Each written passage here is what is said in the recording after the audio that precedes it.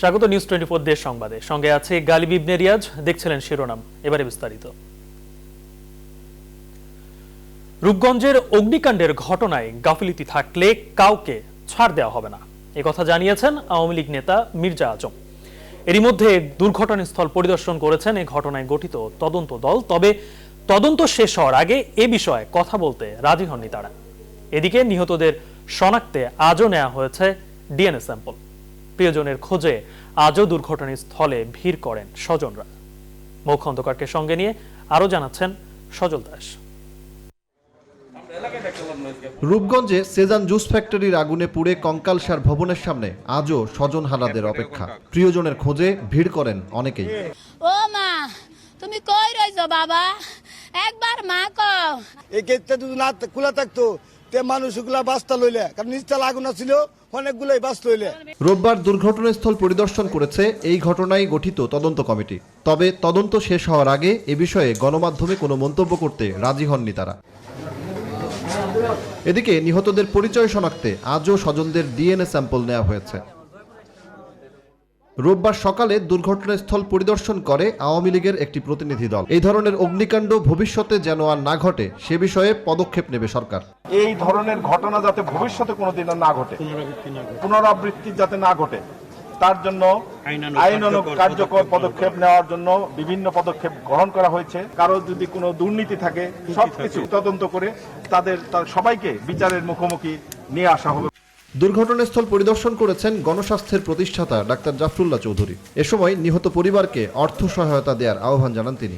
যারা মারা গেছেন তাদেরকে অন্ততপক্ষে মিনিমাম 50 লাখ টাকা করে ক্ষতিপূরণ দেওয়া হোক, এটা হলো ন্যূনতম। তাদের পরিবারে যারা বেঁচে আছে তাদেরকে ট্রেনিং দিয়ে কর্মক্ষম করে তোলা। শনিবার ওই ভবনে ফায়ার সার্ভিস উদ্ধার অভিযান সমাপ্ত করে সেটি পরিত্যক্ত ঘোষণা করে। সজল দাস, নিউজ 24, ঢাকা। সারা দেশে কঠোর লকডাউনের মধ্যেও বেড়েই চলেছে করোনা ভাইরাসে আক্রান্ত রোগী ও মৃত্যুর সংখ্যা। 24 ঘন্টায় করোনায় আক্রান্ত হয়ে দেশে বিভিন্ন জেলায় মারা গেছে 144 জন।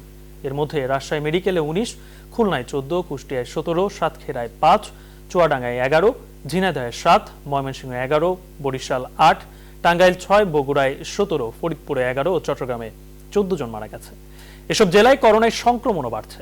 করোনা ভাইরাসের এই ঢেউয়ে দ্রুত সংক্রমণ ছড়িয়ে পড়ায় হঠাৎ করে হাসপাতালগুলোতে রোগীর চাপও বেড়েছে। কোনো কোনো হাসপাতালে শয্যা সংকট দেখা দেওয়ায় মেঝেতেও চিকিৎসা নিতে বাধ্য হচ্ছেন অনেকেই। আবার অনেক হাসপাতালেই আইসিইউ ফাঁকা নেই। আইসিইউ ও অক্সিজেন সংকট তৈরি হওয়ায় যথাসময়ে চিকিৎসা না পেয়ে ঝুঁকিপূর্ণ অনেক রোগী মারা যাচ্ছেন এমন আশঙ্কা করছেন স্বাস্থ্য বিশেষজ্ঞরা।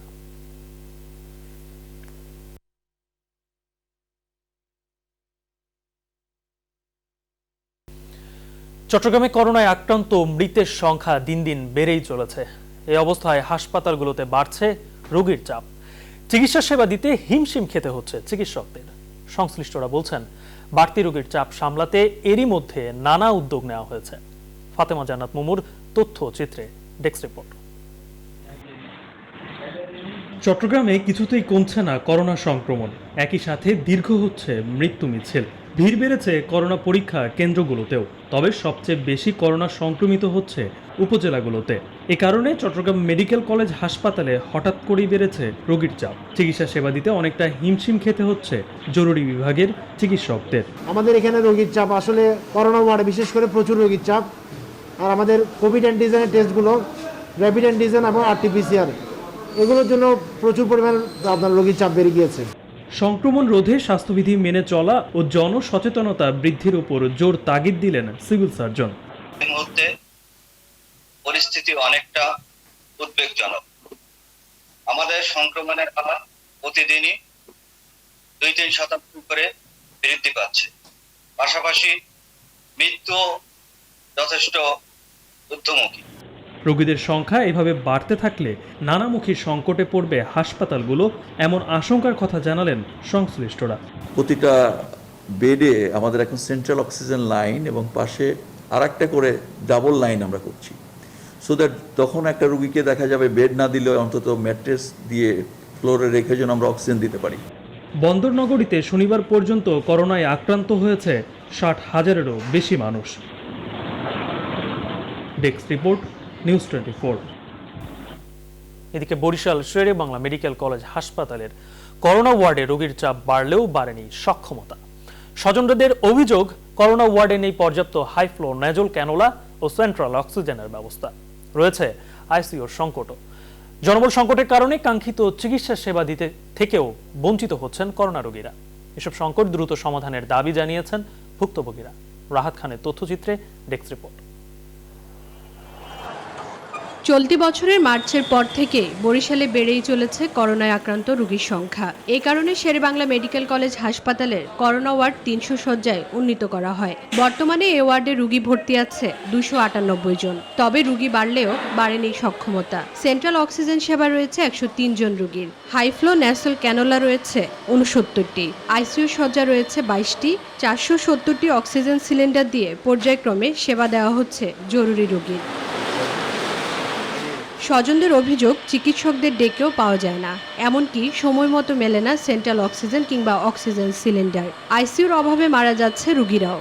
রয়েছে পানির সংকট। বাথরুম টয়লেটেও নোংরা, অপরিচ্ছন্ন এবং অন্ধকার, যা ব্যবহার অনুপযোগী। বেড কোনোটাই খালি নাই, আর সিলিন্ডার দিয়েও যে কাউকে দেবে, কাউরে ডাইকে পাওয়া যায় না। পানি ফ্লোরে রোগীর বিছানার কাছে চলে আসছে ময়লাতে, ঠিক আছে, পরিষ্কার করে না।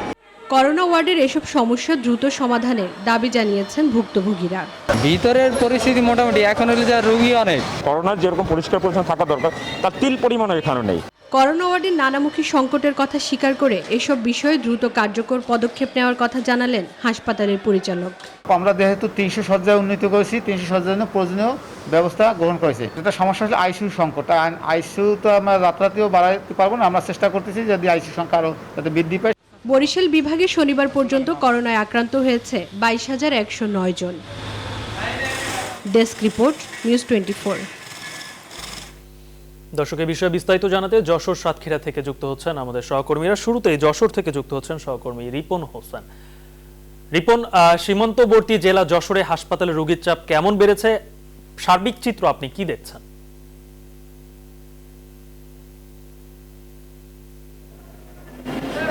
ধন্যবাদ আপনাকে। প্রতিদিনই করোনা আক্রান্ত রোগীর সংখ্যা যেমন বাড়ছে তেমন মৃত্যুর সংখ্যা বাড়ছে। কয়েকটি সংখ্যা যোগ হচ্ছে। সীমান্তবর্তী জেলা, আপনি জানেন যে এই জেলায় এই গত মাস থেকেই মৃত্যুর সংখ্যা বাড়ছে, যেমন আক্রান্ত সংখ্যা বাড়ছে। গত 24 ঘন্টায় নতুন করে 7 জন মৃত্যুবরণ করেছে করোনা আক্রান্ত এবং করোনা উপসর্গ নিয়ে। তার ভিতর 6 জন করোনা আক্রান্ত হয়ে মৃত্যুবরণ করেছে এবং আজকে 139 জন নতুন করে আক্রান্ত হয়েছে 520 জনের নমুনা পরীক্ষা করে। গত 8 দিনে 98 জনের মৃত্যু হয়েছে এই 250 শয্যা জেনারেল হাসপাতাল, যেখানে করোনা আক্রান্ত হয়ে 53 জন মারা গেছে এবং উপসর্গ নিয়ে মৃত্যুবরণ করেছে 45 জন। মোট এ পর্যন্ত মৃত্যু সংখ্যা দাঁড়িয়েছে 218 জন এবং এখন পর্যন্ত মোট শনাক্ত হয়েছে 15,300 জন। হাসপাতালেও তিল ধরার ঠাঁই নেই, ভর্তি রয়েছে 249 জন, যেখানে সিট রয়েছে 181টি।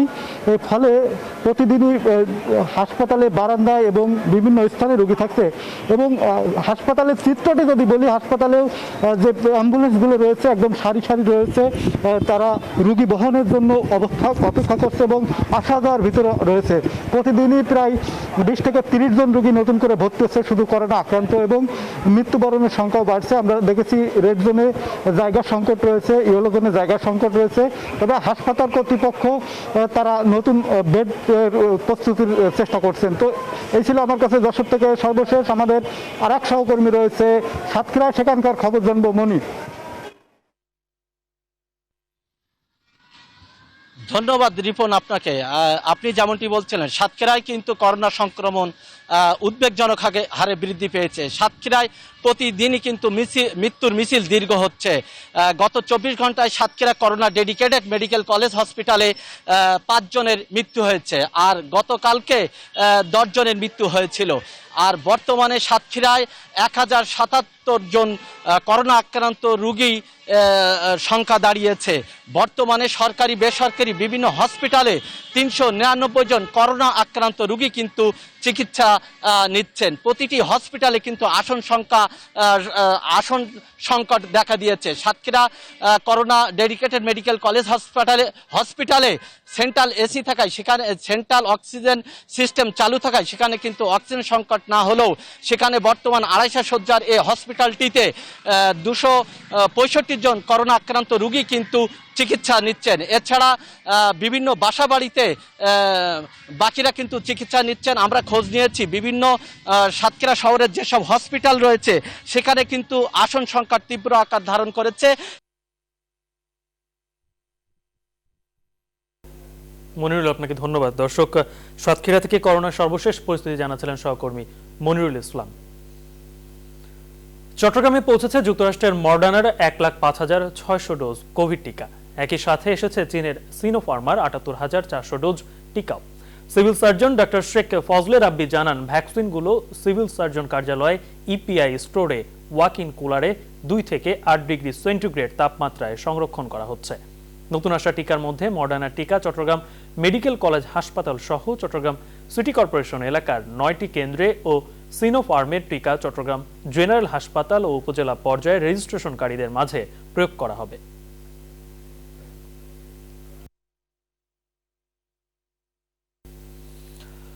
করোনা ভাইরাসের সংক্রমণ রোধে দেশ জুড়ে কঠোর লকডাউনের 11তম দিন আজ। লকডাউন কার্যকরে মাঠে রয়েছে আইনশৃঙ্খলা বাহিনীর সদস্যরা। জরুরি প্রয়োজন ছাড়া বাইরে বের হলে করা হচ্ছে জরিমানা, গ্রেপ্তারও করা হচ্ছে অনেককে। বরিশালে কঠোর লকডাউন এখন এক কাগজে আদেশে পরিণত হয়েছে। কিছু দোকানপাট, 3 হুইলার ও লঞ্চ বাস বন্ধ থাকা ছাড়া প্রায় সবকিছুই স্বাভাবিক। নগরীতে বেড়েছে মানুষ ও যানবাহন চলাচল। অনেকেরই মুখে নেই মাস্ক। শারীরিক দূরত্ব উপেক্ষা করে চলছেন কেউ কেউ।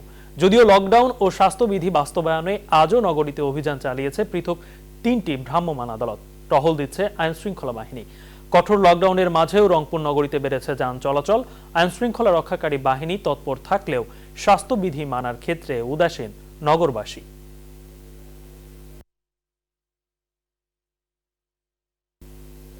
দর্শক, এই বিষয়ে বিস্তারিত জানতে বিভিন্ন জেলা থেকে আমাদের সাথে যুক্ত হচ্ছেন সহকর্মীরা। শুরুতেই যুক্ত হচ্ছেন বরিশাল থেকে সহকর্মী রাহাত খান। রাহাত, লকডাউনের চিত্র কেমন দেখছেন আজ আপনি বরিশালে?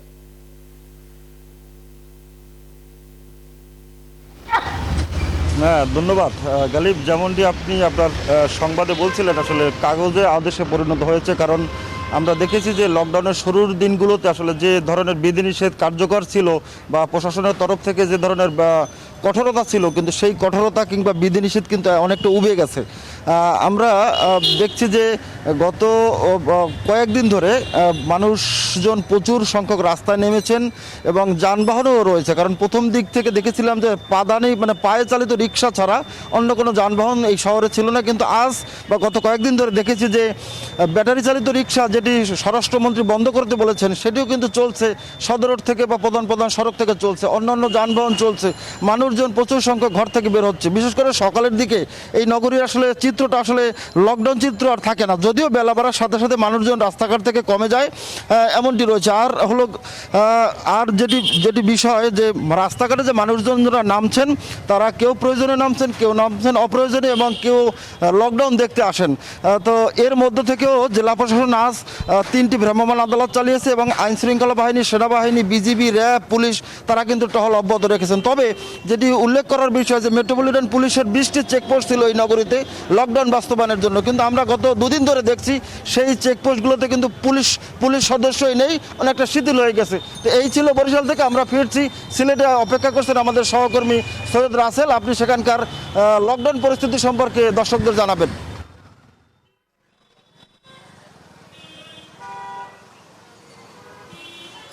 জি, ধন্যবাদ রাহাত খান। আসলে আপনি যে এই আপনার অবস্থান থেকে যেভাবে জানাচ্ছিলেন, আসলে সিলেটে একই অবস্থা।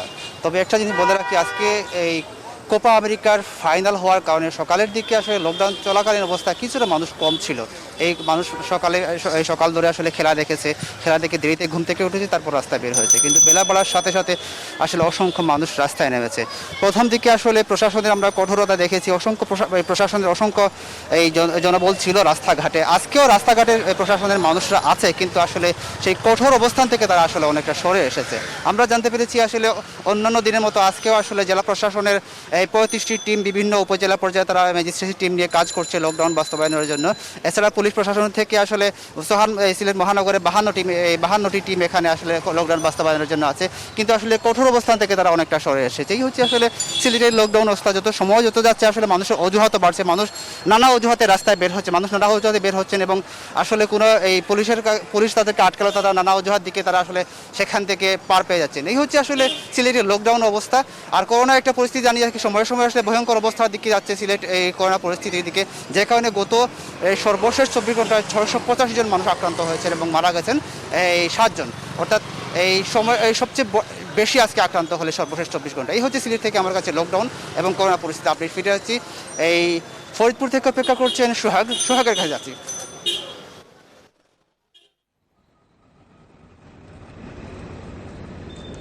ধন্যবাদ আপনাকে। আপনি যেমনটি বলছিলেন সিলেটের খবর, ফরিদপুরে কিন্তু ইতিমধ্যে আমরা যেটা দেখতে পেরেছি যে সারা দেশব্যাপী কিন্তু যে চলমান লকডাউন চলছে, সেই লকডাউন উপেক্ষা করেই মানুষ কিন্তু ঘরে ফেরা শুরু করেছেন, কেননা আসছে কিন্তু কুরবানি, সেই কুরবানি উপলক্ষে মানুষ কিন্তু ঘরে ফিরতে শুরু করেছে।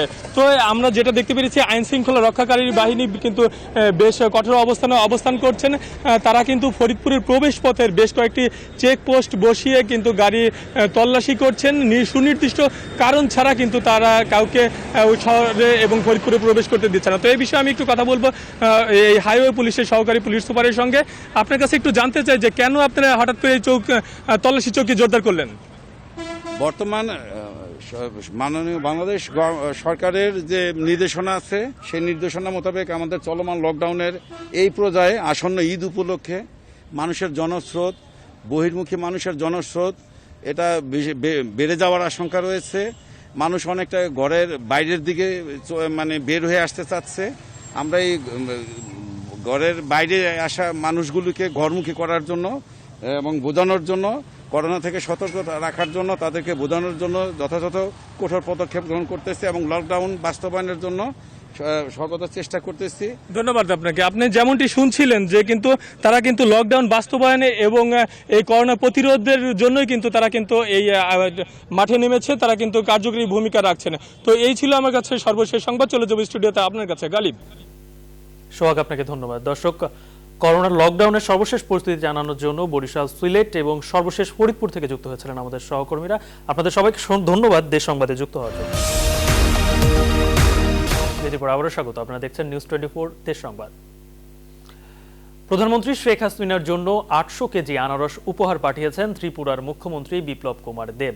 সকালে ব্রাহ্মণবাড়িয়ার আখাউড়া স্থলবন্দর দিয়ে এই উপহার বাংলাদেশে প্রবেশ করে। ভারতের প্রধানমন্ত্রী নরেন্দ্র মোদী পশ্চিমবঙ্গ ও ত্রিপুরা মুখ্যমন্ত্রীদের জন্য বাংলাদেশের প্রধানমন্ত্রী শেখ হাসিনা কয়েকদিন আগে উপহার হিসেবে বাংলাদেশের বিখ্যাত হাড়িভাঙা আম পাঠান। ফিরতি উপহার হিসেবে শেখ হাসিনার জন্য 80টি কার্টুনে 320 পিস আনারস পাঠালেন ত্রিপুরার মুখ্যমন্ত্রী। আখাউড়া স্থলবন্দর দিয়ে ত্রিপুরার মুখ্যমন্ত্রীর পক্ষ থেকে সেই রাজ্যের ডাইরেক্টর ইন্ডাস্ট্রিজ, কমার্স ও ট্যুরিজম তড়িৎ কান্তি চাকমা বাংলাদেশি প্রতিনিধিদের কাছে উপহার সামগ্রী বুঝিয়ে দেন। এ সময় বাংলাদেশের পক্ষ থেকে বাংলাদেশে নিযুক্ত ভারতীয় সহকারী হাই কমিশন চট্টগ্রামের দ্বিতীয় সচিব জনাব উদত ঝা উপহার গ্রহণ করেন। हमारा रिलेशनशिप पूरा ही है, कंप्लीट रिलेशंस है। So this is just one small part, है ना। Everywhere we I think our engagements are increasing day by day, are getting stronger day by day. গাইবান্ধায় তিস্তা, যমুনা ও ব্রহ্মপুত্র নদের বন্যা নিয়ন্ত্রণ বাঁধের বিভিন্ন স্থান ঝুঁকিপূর্ণ হয়ে পড়েছে। স্থানীয়দের অভিযোগ, বাঁধের এসব ক্ষতিগ্রস্ত অংশ সংস্কার করা না হলে নদীর পানি বৃদ্ধি পেলেই এসব স্থান দিয়ে পানি ঢুকে প্লাবিত হতে পারে 4টি উপজেলার বিস্তীর্ণ অঞ্চল। এই অবস্থায় বন্যা আতঙ্কে দিন কাটাচ্ছেন তারা। সাইফুল ইসলাম প্রিন্সের তথ্য চিত্রে ডেস্ক রিপোর্ট।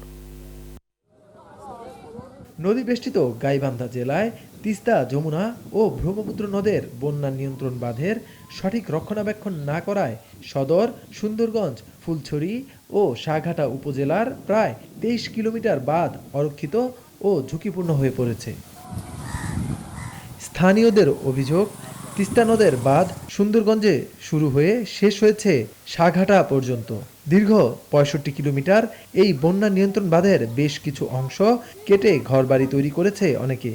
আবারও কোথাও কোথাও ইচ্ছে মতো বাঁধ কেটে তৈরি করা হয়েছে ছোট ছোট রাস্তা। ফলে বাঁধের অনেকটা অংশই এখন অরক্ষিত। আবার ব্রহ্মপুত্র নদের বন্যা নিয়ন্ত্রণ বাঁধের কিছু অংশের মেরামত করা হলেও ঝুঁকিপূর্ণ রয়েছে সুন্দরগঞ্জের হরিপুর থেকে গাইবান্ধার কামারজানি পর্যন্ত এলাকা। এ অবস্থায় এবার নদ নদীর পানি বৃদ্ধি পেলেই এসব স্থান দিয়ে পানি ঢুকে প্লাবিত হতে পারে 4টি উপজেলার বিস্তীর্ণ অঞ্চল। প্রতি বছর বন্যার সময় করে কিছু কাজ করার পর তারপরে আর নাই। বাঁধ গতবার থেকে নামা হয়ে গেছে, এখন বাঁধ বড় বড় বন্যা হলে বাঁধের ঘুরতে পানি যেতে পারে। আমরা বাড়ি ঘর দুয়ার নিয়ে অনেক রিস্কের মধ্যে আছি, কারণ বাঁধ এবার আর টিকবে না, বন্যা আসলে বাঁধ ভেঙে যাবে। তবে ঝুঁকিপূর্ণ বাঁধ মেরামতের জন্য এরই মধ্যে নানা উদ্যোগ নেওয়া হয়েছে বলে জানালেন সংশ্লিষ্টরা।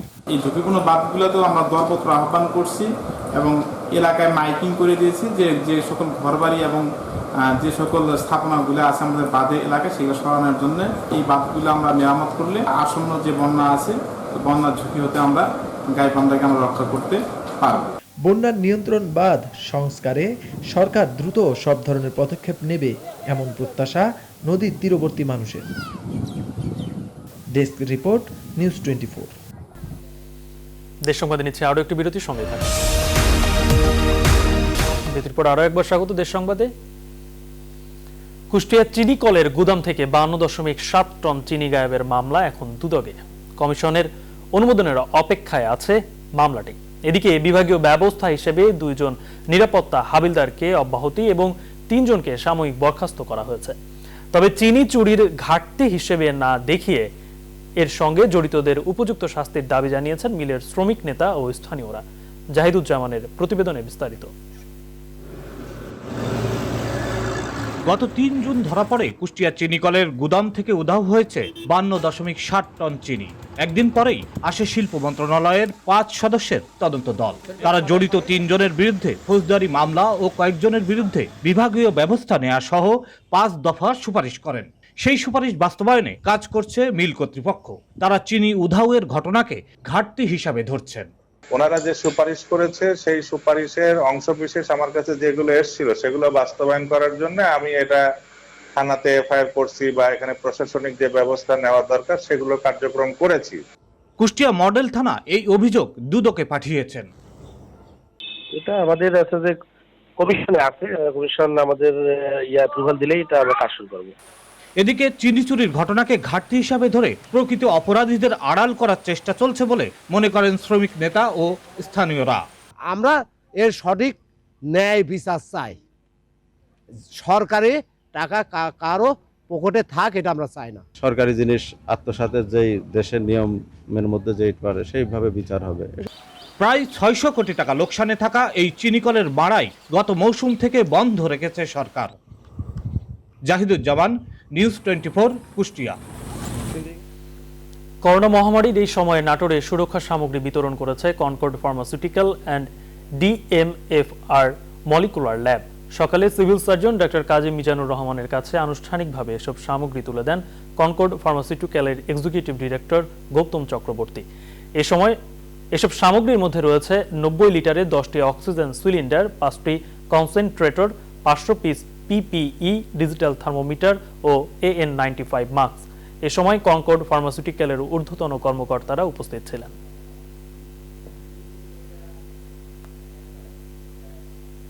দেশ সংবাদে নিচ্ছে আরো একটি বিরতির সঙ্গে বিরতির পর আরো একবার স্বাগত। আপনারা দেখছেন নিউজ 24 দেশ সংবাদ। কুরবানির ঈদ ঘনিয়ে আসায় বিভিন্ন জেলায় গবাদি পশু পরিচর্যায় ব্যস্ত খামারিরা। তবে ঠাকুরগাঁয়ে 1250 কেজি ওজনের বিগ বস, মানিকগঞ্জের 40 মণ ওজনের সাহেব, সাতক্ষীরা ও কিশোরগঞ্জের নবাব নামের এসব গরু এরই মধ্যে ক্রেতাদের মাঝে বেশ সাড়া ফেলেছে। এসব গরু বিক্রির জন্য চড়া দামও হাঁকাচ্ছেন খামারিরা। তবে করোনা পরিস্থিতিতে এসব গরুর ন্যায্য দাম পাবে কিনা তা নিয়ে শঙ্কাও রয়েছে তারা। প্রতিনিধিদের তথ্যচিত্রে টেক্সট রিপোর্ট। ঠাকুরগাঁয়ে তালতলা গ্রামের বাসিন্দা আফিল উদ্দিন 4 বছর ধরে লালন পালন করছে গরু।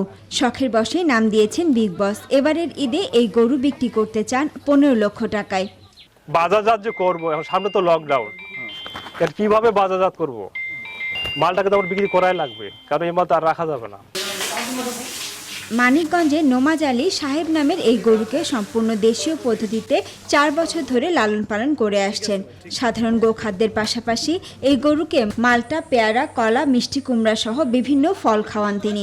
এবারের ঈদে 40 মণ ওজনের এই গরু 30 লক্ষ টাকায় বিক্রি করতে চান তিনি। তবে করোনা ও লকডাউনের মধ্যে ন্যায্য দাম পাবে কিনা তা নিয়েও শঙ্কা রয়েছে। 30 লক্ষ টাকা দাম চাইতেছি। এই বাড়িতে কেউ যদি নেয় সাহেবকে, তাহলে আমি দামের উপরে আমি তারাই বিক্রি করে দেবো। 4 বছর ধরে লালন পালন করতেছি, দেশীয় খাবার খাওয়াই এবং গ্যাস বন্যার কারণে, করোনার কারণে আমরা বিক্রি করতে পারি নাই, তবে এবার বিক্রি করবো আশা করি। সাহেব নামের এই ষাঁড়টি দেখতে প্রতিদিনই দূর দূরান্ত থেকে আসছেন অনেকে। এরকম বড় গরু দেখি নাই, নামও সাহেবের মতনই গরুটা। আমি দেখতে এসে দেখলাম যে আসলে অনেক বড়। নবাব নামের এই ষাঁড়টি কোরবানির জন্য প্রস্তুত করেছেন সাতক্ষীরার গ্রাম্য চিকিৎসক ফিরোজ হোসেন। 1000 কেজির বেশি ওজনের এই গরু বিক্রি করতে চান 15 লক্ষ টাকায়। প্রায় 24-25 মণ ওজন। এই গ্রামের মানুষ প্রায় সবাই দেখতে আসে গোয়াল ঘরে যে কত বড় গরু, অমুকের গরু আছে, ফিরোজ ডাক্তারের গরু আছে, একটু দেখিয়ে আসে। লকডাউনের মধ্যে এবছর এই গরু বিক্রি হবে কিনা তা নিয়েও শঙ্কায় অনেকে। সাতক্ষীরা জেলার ভিতরে এরকম গরু কোথাও নাই, সবাই দেখতে আসে এখানে। সাতক্ষীরার ভিতরে খুব কমই পাওয়া যাবে, এক একজন আছে কিনা সেটা বলতে পারো না। দেশি জাতের এই গরুটি প্রস্তুত করেছেন কিশোরগঞ্জের করিমগঞ্জ উপজেলার রাজকুন্তি গ্রামের সম্রাজ মিয়া। 3 বছর আগে শোলাকিয়া গরুর হাট থেকে গরুটি কিনে বাড়িতে নিয়ে আসেন। তারপর থেকে সম্পূর্ণ দেশীয় পদ্ধতিতে গরুটি লালন পালন করেন। শখ করে গরুর নাম রেখেছেন করিমগঞ্জের নবাব। দৈর্ঘ্য 8.5 ফুট, উচ্চতা 5 ফুট ও 3 ইঞ্চি, ওজন প্রায় 1480 কেজি। বিশাল আকৃতির এই গরুটি 20 লাখ টাকা হলে বিক্রি করতে চান তিনি। আমি এই গরুটা 3 বছর ধরে পালতাছি, প্রায় 3 বছর। তো এটা তো আমি খুব যত্ন করে পালতাছি। তো কোনো শৌখিন ব্যক্তির লগে হয়তো যদি বিক্রি কিনতে হয়, তো এটা আমি আশাবাদী আর কি। কিশোরগঞ্জে এবছর 81,337টি গরু কোরবানির জন্য প্রস্তুত করা হয়েছে বলে জানান সংশ্লিষ্টরা। Desk report, news 24। অনুকূল পরিবেশে নতুন অতিথিতে ভরে উঠেছে চট্টগ্রাম চিড়িয়াখানা। কৃত্রিম উপায়ে হাতে তৈরি ইনকিউবেটরে ডিম রেখে ফুটানো হওয়া অজগরের 28টি বাচ্চাও বেড়ে উঠছে মানুষের আদরে। বাঘ দম্পতি রাজপুরীর ঘর আলো করে এসেছে 3 ছানা। এখানে জন্ম নিয়েছে বাঘ শাবক, ময়ূর, টিয়া, ঘুঘু, শালিক, ইন্দোনেশিয়ার মুরগি সহ বেশ কিছু দৃষ্টিনন্দন প্রাণী। চট্টগ্রাম থেকে নয়ন বড়ুয়া জয়া রিপোর্টে বিস্তারিত। করোনা মহামারীতে জনশূন্য চট্টগ্রাম চিড়িয়াখানার অনেক খাঁচায় এখন নতুন অতিথিতে পরিপূর্ণ। এক অজগরের 31টি ডিম থেকে কৃত্রিম উপায়ে হাতে তৈরি ইনকিউবেটরে ফুটানো হয়েছে 28টি বাচ্চা। সেই বাচ্চাগুলো এখন বড় হচ্ছে মানুষের আদরে। এখন পর্যন্ত আমাদের কাছে বাচ্চাগুলো আছে এবং এগুলা আমাদের কাছে 15 থেকে 20 দিন থাকবে। 15 দিন পর তাদের চামড়া চেঞ্জ হবে, শেডিং যেটা বলে, এবং পরবর্তীতে আমাদের মাননীয় জেলা প্রশাসক মহোদয়ের সাথে কথা বলবো, অথবা এরা চিড়িয়াখানায় সংরক্ষিত হবে, অথবা এটা গতবারের ন্যায় প্রকৃতিতে অবমুক্ত করা হবে। একইভাবে বাঘের খাঁচাইও এসেছে একের পর এক নতুন অতিথি। শাবক জো বাইডেনের চাল চলনও এখন অনেকটাই পরিণত। নতুন যে 3টা বাচ্চা আছে এরা এখনো মায়ের কাছে আছে, দুধ খাচ্ছে, প্রায় 1 মাসের বেশি বয়স। 2 মাস পর্যন্ত ওরা মায়ের কাছে দুধ খাবে, সুস্থ আছে। 2 মাস পর থেকে ওরা মা নিজেই ওদেরকে আস্তে আস্তে মাংস খাওয়ানোর অভ্যস্ত করবে। করোনা মহামারী বিশ্বব্যাপী নেতিবাচক প্রভাব ফেললেও চট্টগ্রাম চিড়িয়াখানার জন্য হয়ে উঠেছে আশীর্বাদ। কোলাহল মুক্ত নির্জন পরিবেশে বেড়েছে প্রাণীদের প্রজনন হার। করোনাকালীন সময়ে গত বছরে কয়েক মাস চট্টগ্রাম চিড়িয়াখানা বন্ধ ছিল। এবছরেও প্রায় 1.5 মাসের অধিক কাল ধরে চট্টগ্রাম চিড়িয়াখানা বন্ধ রয়েছে। এ সময় চট্টগ্রামের প্রাণীগুলো অত্যন্ত চমৎকার নিরিবিলি একটা পরিবেশ পেয়েছে। আপনারা দেখেছেন যে বাঘের সংখ্যাও বৃদ্ধি পেয়েছে। তবে গত 16 মাসের মধ্যে অর্ধেক সময় বন্ধ থাকায় আর্থিক বিপর্যয়ের মুখেও পড়েছে চট্টগ্রাম চিড়িয়াখানা। নয়ন বড়ুয়া জয়, নিউজ 24, চট্টগ্রাম। দর্শক, এই ছিল এখনকার নিউজ 24 দেশ সংবাদের আয়োজন। সঙ্গে থাকায় ধন্যবাদ সবাইকে।